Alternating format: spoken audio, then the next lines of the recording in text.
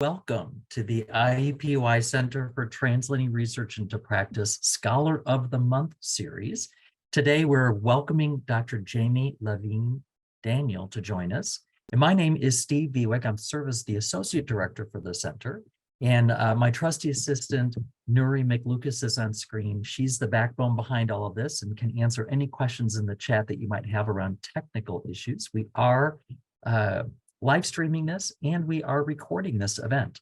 But I want to welcome you to this event and bring to you some information about the center as we get started before we welcome our guest today. So let me share my screen and welcome you to this event and remind you that our center was founded by Dr. Sandra Petronio, who is a faculty emeritus in the communication studies in the School of Liberal Arts, and Dr. Petronio is a translational scholar herself. She coined and founded the Center for Privacy Management, and she has a whole theory around understanding the ins and outs of how we share private information. So you might want to learn more about that. But when she and Chancellor Emeritus Charles Bantz came to IUPUI some years back, what she noticed was that the amount of research that happens here at IUPUI in our urban campus is incredibly translational,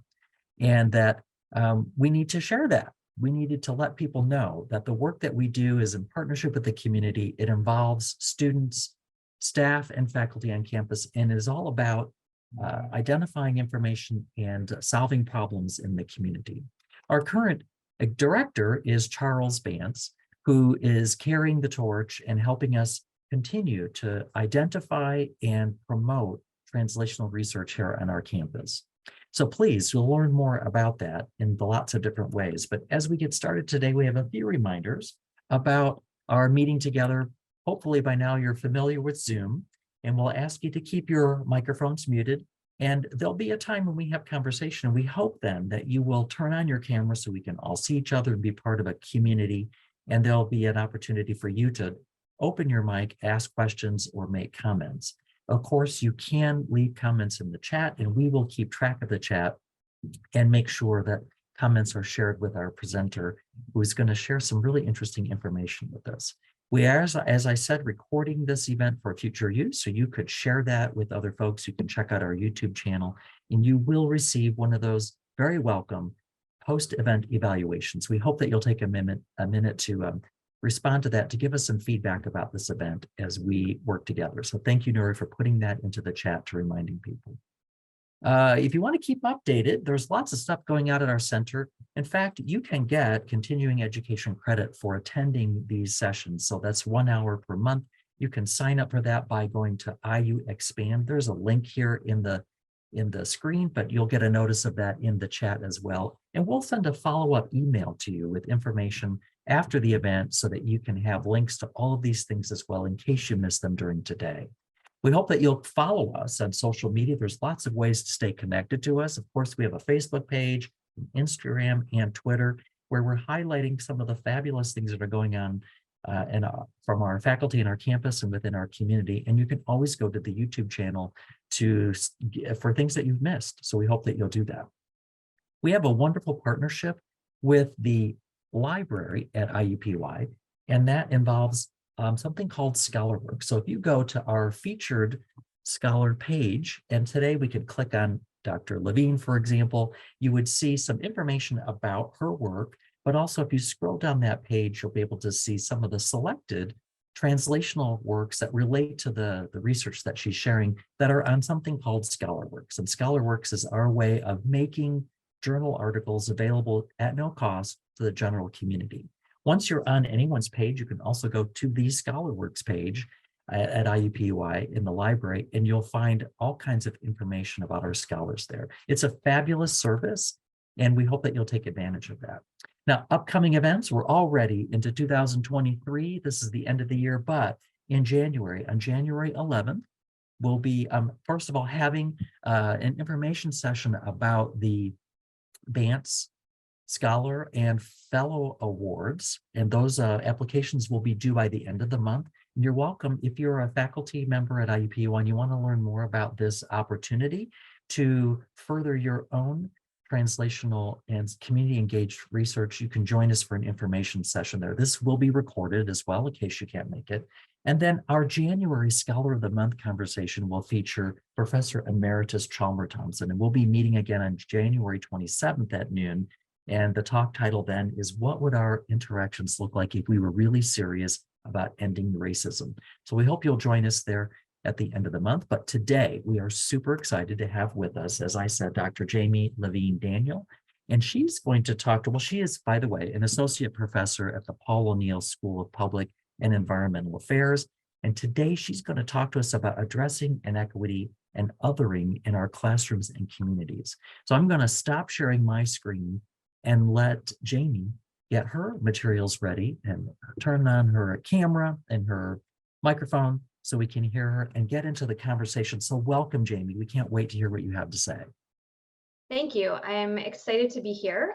I am sharing my screen, I hope. Am I sharing my screen? You are. Okay, Looks that's good. excellent. I'm really excited to be here and talk about some common threads that have come together in my classroom and in my research and teaching. I see some students and former students.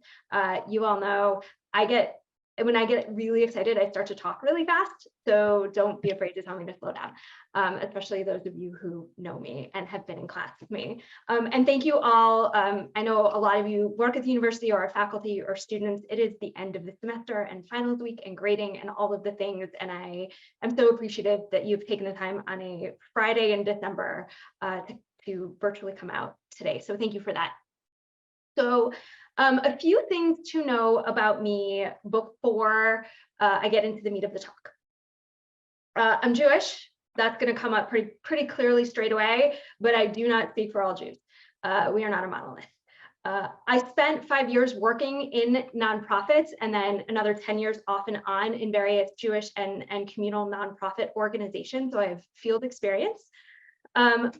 I got into this and started my initial research on nonprofit resource acquisition and service delivery. My dissertation was about earned revenue in nonprofit organizations. My research influences my teaching, which influences my service, which influences my research. So when I was asked to talk about the translational aspect, to me, it's translational in the classroom and in our communities. That's especially relevant, I think, because I teach public and nonprofit affairs students who they're going to run or already are running nonprofits and serving in public office, or at the very least, even if they never work in public or nonprofit organizations, we are all denizens of our communities and have the potential to be as active or as passive as we want to be, but are all affected by the policies that are made and implemented by public and nonprofit organizations. Also, I never intended to start or run a nonprofit. So those are the key insights to sort of understanding how all of this happened and along my journey. So some things that I teach and talk about, and you'll see the areas with the stars also indicate I've published in these areas, but I teach and talk about organizational founding, mission and values, tax status, strategy, collaboration, competition, policy process. I have my students work on business plans and op-eds and write legislative testimony, participate in civic engagement assignments, write policy and case memos. So these are some of the things that I spend my time on, right? Both in and out of the classroom. So I think that the hook or the description that went out on this talked about specifically my work on anti-Semitism, which isn't anywhere on this list. So before I dive into that, I want to ask a question. How many Jews live in the US? And you should see a poll. Okay. So most common answer was 15 million, followed by 7 million. The correct answer, 7 million. So most of you were right.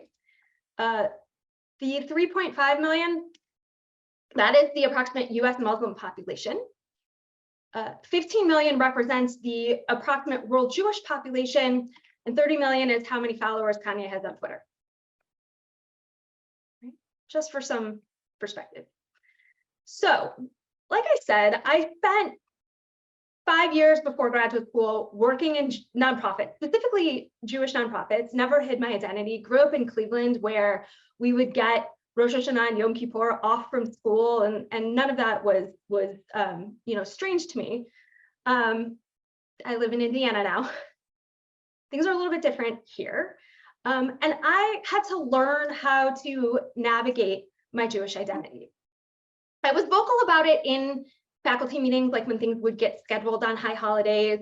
I would cancel class, but I wouldn't necessarily put why on the syllabus. I would just announce randomly in September or October that like we wouldn't have class on a Tuesday or a Thursday, right? And I have that privilege. I can choose to be as open or not about my identity. But in 2018, in October, the shooting in the Tree of Life happened in Pittsburgh. And I had a friend, a good friend, someone who I'd published with in the areas of emergency food provision and nonprofit policy implementation. She reached out to me and she said, how are you going to address the shooting in your classroom? And her email really took me aback. I was like, I know why you're asking. I'm vocal about being Jewish, at least like in faculty meetings and in our professional associations. And I was like a professional Jew for years before going to grad school and talk about it. But I thought, I have no idea. I have no idea how to talk about this in a way that it matters to people. And that would matter whether they know someone who's Jewish or not. And I have found I'm sometimes the first Jew or among the first Jews that many of my students have met. Again, trying to navigate this space, I was like, how do I make people care about it who may not know, or why they should care, regardless of the fact that we're 2% of the US population. So Rachel and I, together with our friend Jody, we began writing. So first we looked, right? We of course searched we're like, someone's surely written a resource about how to teach about this in our classes. Turns out they hadn't. In fact, in most of our teaching journals and in most of our nonprofit and public management journals, to the extent that anti-Semitism was mentioned, it was brought up as in conjunction with the Holocaust, which is a common thing, but not exactly helpful or accurate for the moment we were in. So we set out to write the resource that we wish existed. And we published in our teaching pedagogy, our teaching journal, this article about talking about anti-Semitism in Master of Public Administration classrooms and beyond. And what we tried to do was create a framing that was applicable to all forms of othering. Othering is this phenomenon where somebody in power decides that other people, based on some characteristic, could be religion, could be skin color, could be sexual orientation, could be gender, but you decide that this group of people is not considered a full citizen or a full denizen of your community, and therefore they're not eligible for full protection and all of the services and benefits that living in this community should ordinarily accrue to them, right? So when you other them, you can say, well, they don't count, they don't matter, we don't have to provide for them, we don't have to account for them. So anti-Semitism is a form of othering, so is racism, misogynoir, homophobia, Islamophobia. So we're seeing some through lines here, right? So we framed our article as here's why to care. Othering is really important, right? You are people who are going to run and work for nonprofits and public organizations and be residents of communities. You're going to work with increasingly diverse staff and volunteers and community members, right? So how do you critique technical rationality, not focus on efficiency? How do you demonstrate cultural competence and humility? How do you demonstrate ethical approaches to power? These are reasons why you should care about othering in general. And then we said, and here we're going to give you specific language around Jews, Judaism, and anti-Semitism. And we started with a little bit of like Judaism 101. Let's set the stage and provide a little bit of grounding and information, and then a definition of anti-Semitism. And then we provided a table of activities that said, if you teach a data class, here are some activities. If you teach an HR class, here are some activities. All of those were geared around anti-Semitism, but it's a framework and an approach that you could use to address other issues of othering and hate and racism, et cetera, right? So a broad framework of why to care and how to talk about things, and then a specific context and exercise. So it was a resource for the field. And my mentor here, Dr. Dennis Fortenberry, who may or may not be on the call at the moment, he asked if this was going to be a research stream. And I was like, no, I researched like nonprofit resource acquisition. So I was like, nah, this is a one-off. 3 years later, I now have a research agenda focusing on equity and policy process and practice. And so this is just some recent social media posts from O'Neill about presentations I made at our academic conference, talking about, from a meta research perspective, the impact of bias and implicit bias on the research process and the real world harm that this can do when our research gets translated out in the world. I've also published on athletes as super citizens engaged in agenda setting for policy and pursuing social equity. And I'm also part of a large multi-year, multi-site team researching if and how community foundations can dismantle racism in philanthropy. That's a whole other talk, and I'm happy to talk more about that in the slides, but could have been its own subject here. So that has influenced my, my research. It also started to influence how I acted in the practices I brought into the classrooms. I learned to navigate my identity and my Jewish identity in the classroom as an instructor and as a researcher thinking about that impact. And Shonda, Nicole, Warning, you're a little bit featured here because I see you on the call. In the spring of 2019, no, was it the fall? I don't know, it was the fall of 2019. I had set a midterm exam and my students had the opportunity, they could take the prompts or they could write what they wanted. And I had it was an essay.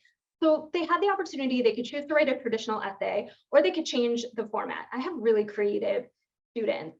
And so one of my students, Shonda Nicole Gladden, said she basically wrote an article and you can see this quote. She said, in conclusion, at this point in the semester, I have more questions than answers, and then proceeded to list a bunch of questions, right, about sort of the impact of slavery and the plantation system on the nonprofit sector, the way that racism is baked in, where, you know, like white-led organizations get more resources than Black and brown-led organizations, even though oftentimes those are the organizations on the ground in the community. There were like 3, 4, 5 questions, right? And so I was like, it was one of those moments where like the student became the teacher, because I was like, these are in some ways glaringly obvious, and how have we not thought about them before, but also like they were missing in the literature. So I remember reaching out to her. Our journal, one of our journals, Administrative Theory and Praxis, had a call about dismantling racism in public and nonprofit organizations. And I emailed her in the middle of the semester. I said, you can disregard this email. I know there's like a power issue here because I'm a professor and you're still a student, but I think we should submit this. I think we should turn this into an article and submit an abstract and like try to get this published. And sure enough, that is what happened. And in August of 2021, our article, The Plantation's Fall and the Nonprofit Sector's Rise, Addressing the Influence of the Antebellum Plantation on Today's Nonprofit Sector, got published. So we turned her midterm into a published scholarly article. She then, as part of her own research, the dissertation research, hosted an event at Spirit in Place, which was amazing. It was a film screening and community conversations with this awesome panel. Thanks to Indiana Campus Compact for that support. And also, one of my own students this year in class wrote her a note of appreciation about our article, and Shonda Nicole responded, the article is a labor of love and it's proven to be a pinnacle piece for my dissertation research. So here we see translational practices from the classroom, from research, having an impact on my students, having an impact on their communities. It's really, really, really cool opportunity. And I'm happy to talk more about how I've translated addressing bias in my classroom practices as well. Again, I have like 6 topics in one in this presentation today. So that's a lot about teaching and how this is manifested in the classroom, although you can see how it influences my research as well. But as I mentioned, I have my students do civic engagement assignments, right? Because like I said, even if they never work in a professional capacity for a public or nonprofit organization, we all live in community, we're all affected by policies. And so I am curious, how many of you have participated in advocacy or policymaking efforts, including but not limited to voting, driving other people to the polls, registering people to vote, rallying at the State House, publishing op-ed, all of these different things. And if you click yes, I'd love for you to put some examples of what you've done in the chat if you feel comfortable. Okay, awesome. This is a very participatory group. I love seeing this. 70%. Okay. So remember this? That never intended to start or run a nonprofit. The tweets that started it all. So in June, Dr. Gabriel Bosslet, who also was on the call, hi Gabe, sent out this tweet. If you're a physician in Indiana and you are fed up with the political landscape, DM me as I'm getting some folks together for some good trouble. And I remember seeing this and was like, oh, that's cool. I'm not a physician. I don't do any of that. That's cool. I'm glad some people are doing some things. On January 25th, the day after the Dobbs decision, wrote, I gave Resent the call, right? And I decided to DM him. And I said, we've been like mutual Twitter followers and stuff. But I said, not healthcare adjacent, but nonprofit public service, if when you might use that perspective. Not even complete sentences. I was a little bit enraged, a lot of it enraged. So not even complete sentences. But then later that week on a Wednesday, which by the way, when I sent this email or I sent this DM, I was in Israel, so I was abroad. We came home later that week. We got home, we flew to the US on Monday, got stuck, took us 2 days to get home. So it's Wednesday, I'm home like 60 hours after I was supposed to be home. I'm jet lagged, I have no idea what's going on, but I hear there's a rally at Riley on IUPUI's campus. And so I go and I meet Gabe in person and I was like, I'm the one who DM'd you about nonprofit public policy. And he said, great, be on our steering committee. And I was like, sure. Had no idea what I was actually saying yes to. Again, I blame the jet lag, but it's fine. Since then, so this was a few months ago, this was June, what, like 5 months ago, 6 months ago, we have started a 501c4 nonprofit. I don't know what that is, take BAV 525. But we started this nonprofit, a group of healthcare professionals, public health experts, doctors across all specialties, people who just care about science-driven empirical health policy and quality outcomes. And so we started what's called the Good Trouble Coalition, a grassroots group of Hoosier healthcare and public health stakeholders who collaborate to educate, empower, and facilitate political advocacy to improve life in Indiana in the areas of patient-centered care, public health, and social justice. And this is like, if this isn't translational research and translational work, I have no idea what is, right? Because, so one of the first things we did was put out a call for physicians and healthcare professionals to sign a letter urging our legislature not to pass an abortion ban.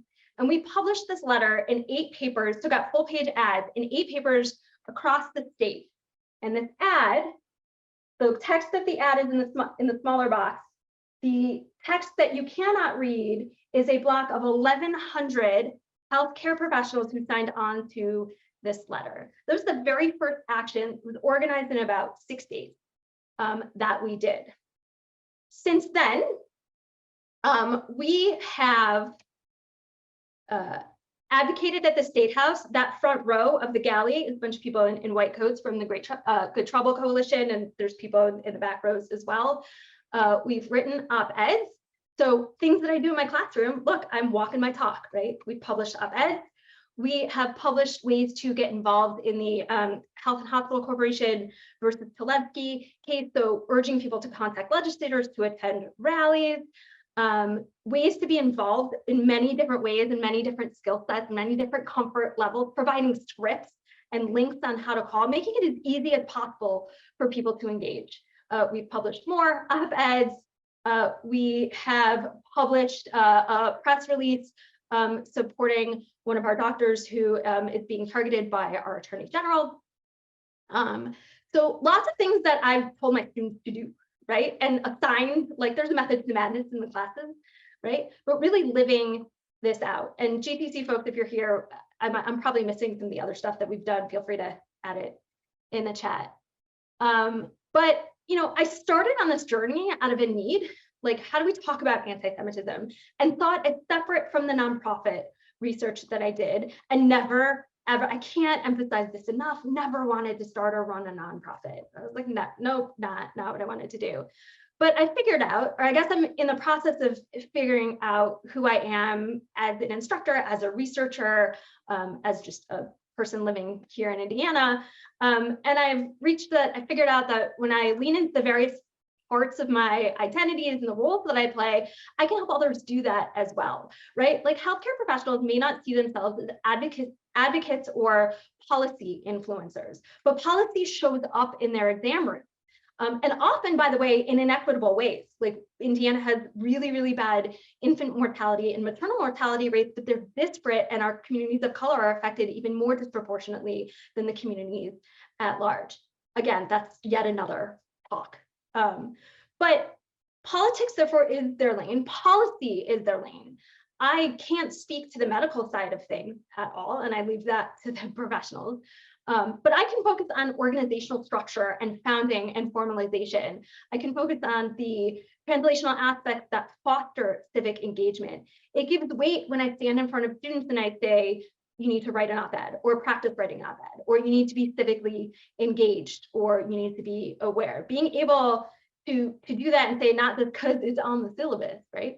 And this is a process of co-creation with community partners. I mean, this is like the very essence of co-creating knowledge and co-creating skills and co-creating change in a community. I could go on and on about like any of the slides that I posted, but I'm gonna stop here and open it up for conversation. And thank you so much for your time. Well, thank you for setting the stage for what I hope will be an amazing conversation. So as the invitation came out, this is the chance. Thank you for turning on your cameras, those of you that have. And if you have a comment, please raise your hand or let us know, and we can call on you and let's have some conversation about this. Go ahead, Raul. Hi, for those of you who don't know me, I'm Raul Pacheco Vega. I'm a professor at Flexa in Mexico, and I'm also a friend of Jamie's. And first of all, thank you so much for this very informative talk. It's really interesting how we end up doing things that are meaningful to us, and then they inform our research, and you've provided a fantastic pathway for us to do this. This is a conversation that is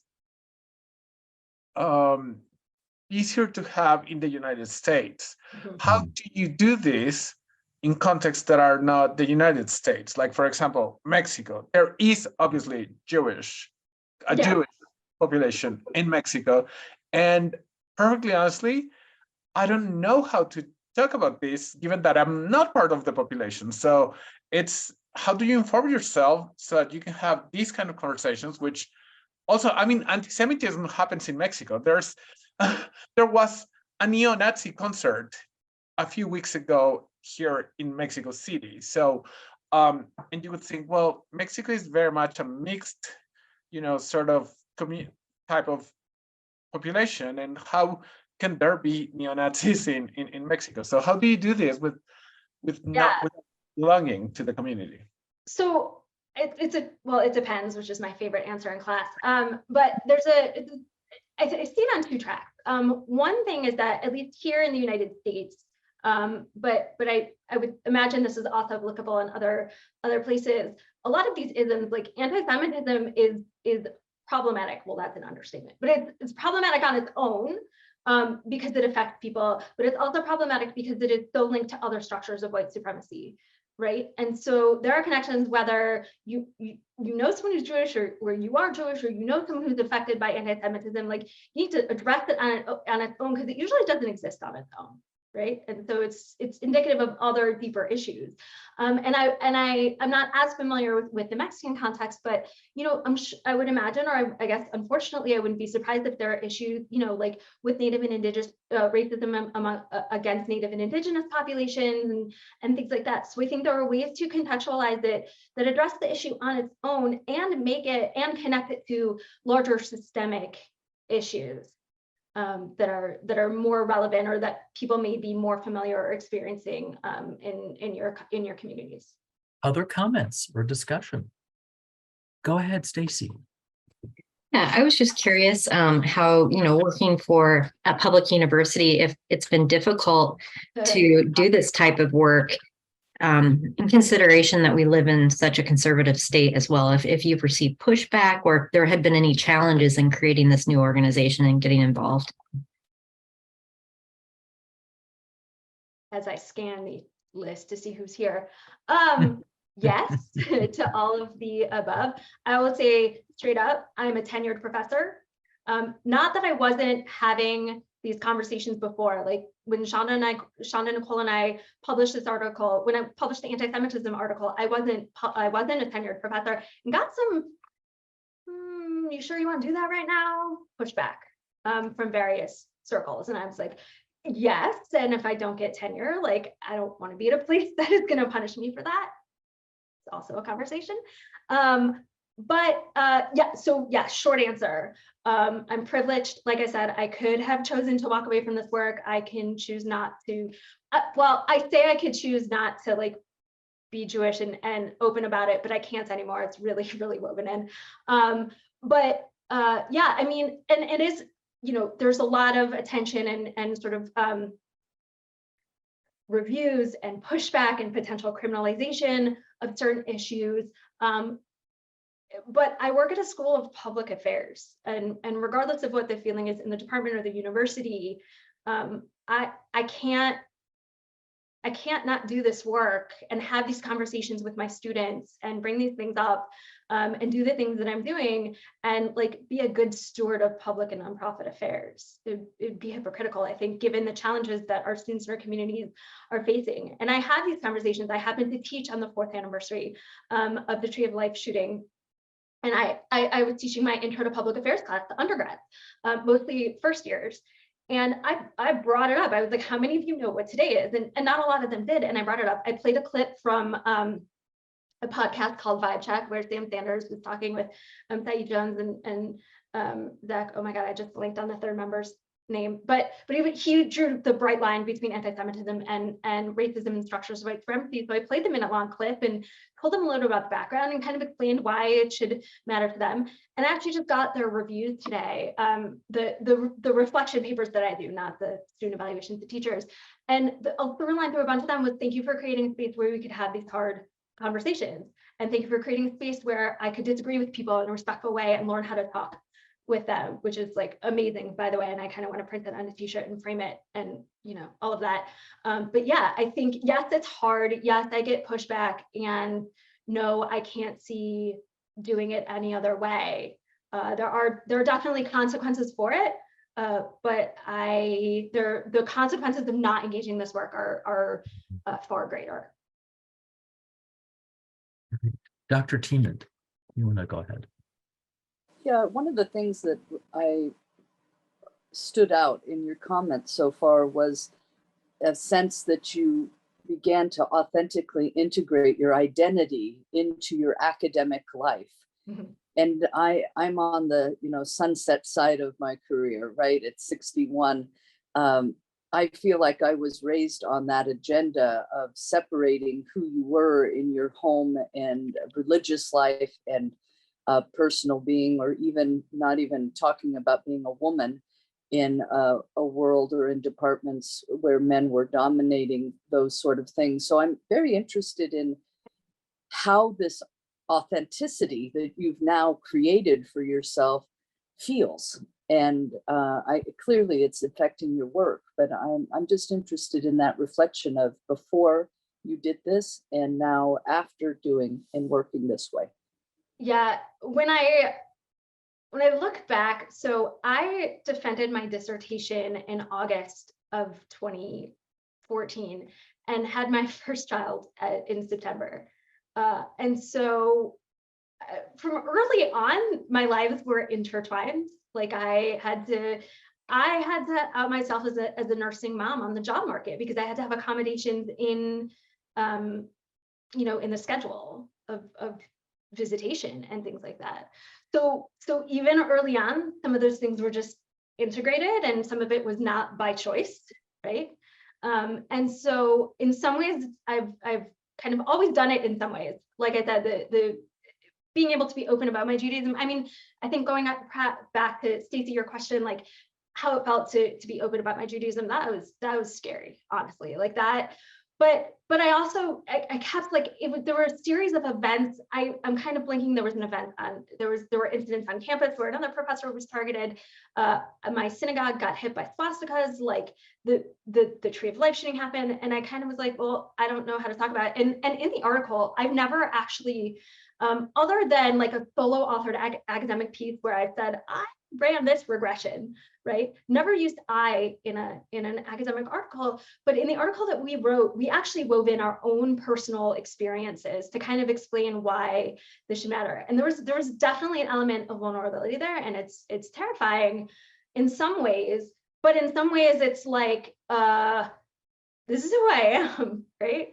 And it makes it easier in some ways to just kind of own it. Like I said, I was like vocal in projects, but I kind of don't know any other way to be. I also, like I've mentioned my kid, like I have a daughter, I want her to be strong and confident. Like the conversations that we've had about being the only house without Christmas lights on our street and things like that, like it all starts to blend together. So in some ways it's scary. And I sometimes consciously am like, wow, that's a lot of vulnerability and personal information out there. And in some ways it's like, but this is how it just is at this point.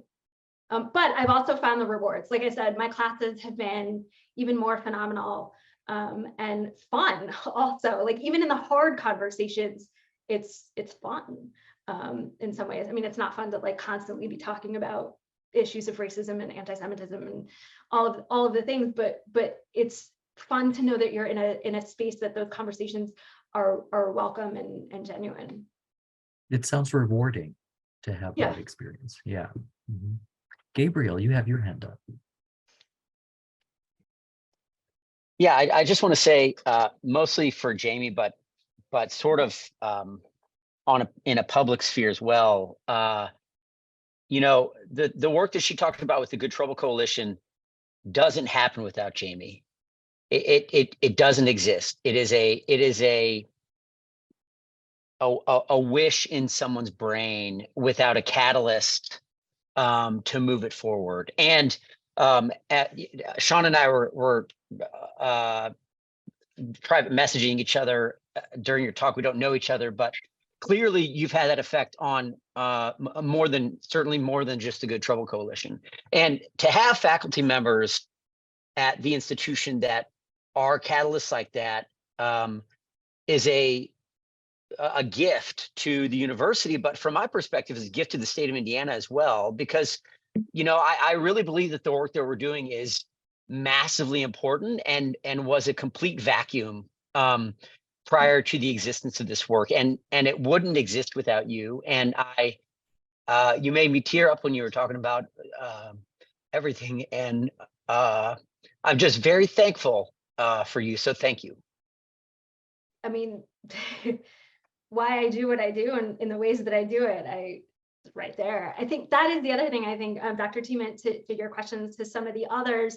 And I've said this to family members as well, like living in Indiana and being a Jewish woman in Indiana can be a challenge sometimes. Having a way to feel, listen, like I can publish and I've had some really good years in the past few years. How many people are reading those articles, right? Like 6, maybe 10 with the anti-Semitism one. Like, knowing that I'm making a difference because I've begun to embrace like who I am, like even just having the confidence to like DM Gabe and then go up to him and be like, hey, I'm that person, right? And it also has been reinforcing in some ways for all of the challenges and for like when I was more active on Twitter, because like who knows what's happening there, but like I pinned the anti-Semitism article and then every so often would just retweet it out being like, for no reason whatsoever. Usually there were like several reasons why, right?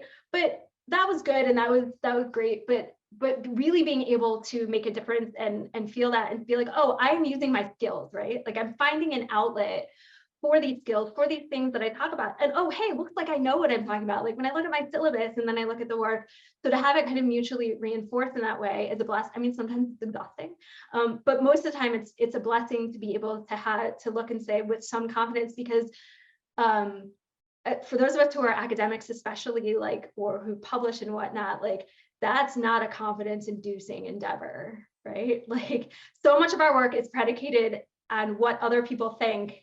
And usually it's not nice and it's not confidence inducing.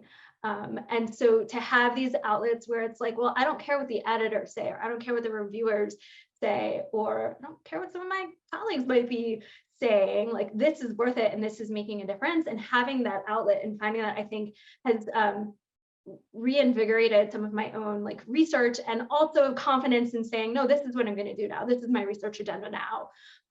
You know, none of this is like this dismantling racism in philanthropy project. This is a multi-site, multi-year project. We have one paper under review right now, but this is like a big thing. And I mean, this speaks more to the structural issues in academia, but this is not something I can necessarily take on, you know, pre-tenure, right?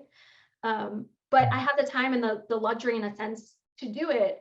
But it's important work that should be done no matter what. And so I'm going to use my privilege and position to do it because it's important and it matters, and it's reflective of my own growing areas of expertise.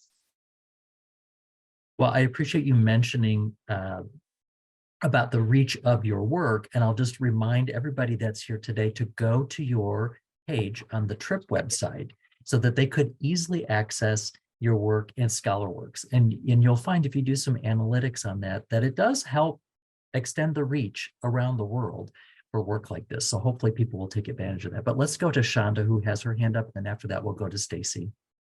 Hi, I'm Shonda Nicole. Thank you so much, Dr. JLD, as well as Stephen, for the opportunity to give voice. I'm curious because I heard in your last statement, Dr. JLD, this notion that you could not do this pre-tenure. And so what does the embodiment of your kind of work do in terms of posing a critique to higher education and to the system that we are all deeply wedded to, for good or for bad? What does it say that we are perpetuating systems that do not hold space for human flourishing that we all agree is necessary and important? But we want our students, we want our scholars, we want our servants in the institutions to wait until they get to tenure or some safe space of landing. What does that say about our institutions, and how can we perhaps address it in ways that's life-giving? Yeah, well, I mean, part of that is that it does say that we reinforce these institutions. And I think we have to think about the questions that we ask and try to answer, and what is reasonable for trying to answer this. And it's easier for me to offer critique than solutions. So I'll say that right off the bat.